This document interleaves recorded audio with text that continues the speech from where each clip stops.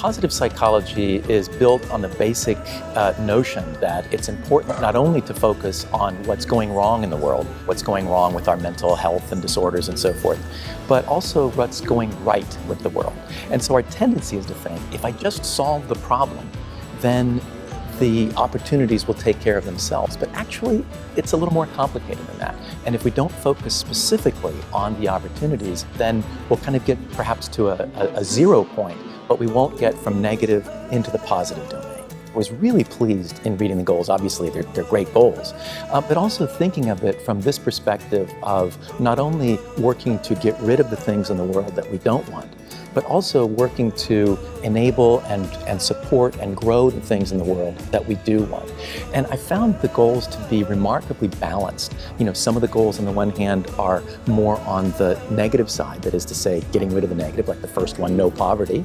Others are more focused on where we want to go. For example, the third one, good health and well-being. And then the 169 targets are very well balanced between, you know, focusing on what we don't want, but then also balancing that with where do we want to go, where do we want to be. And I think that shows a remarkable integration and knowledge of human psychology in motivating us to make sure that we have a balanced approach to achieving those goals. One thing that I use to illustrate this is I say, you know, imagine that you're rubbing a magic lamp and out comes a genie. And the genie says, I am so impressed with you and your work with the Sustainable Development Goals that I'm going to help you out by transforming you into a superhero. And then the genie says, now you have a choice to make. What color do you want your cape to be? This is a very important decision. So the question is, which would you choose? There are two options. On the one hand, you can choose a red cape. And if you choose a red cape, you will have the power to fight bad things in the world. Things like poverty, injustice, violence, and hunger. On the other hand, if you choose the green cape, you will have the power to grow good things in our world. Things like prosperity and understanding and justice.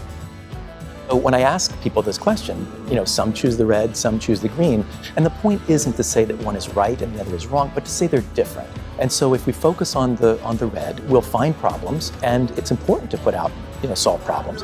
If we focus on the green, we'll find opportunities, and it's important to realize those opportunities, right? And that's when I then pull out a reversible cape, and I say what we need really is a reversible cape. And the key here is that we don't need a genie to give us this cape.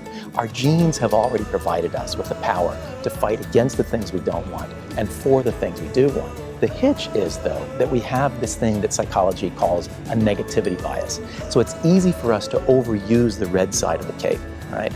And so it's important for us to acknowledge the importance of that, but then also to work intentionally to cultivate the use of the green side more effectively and more efficiently. So I think that's part of what positive psychology is about.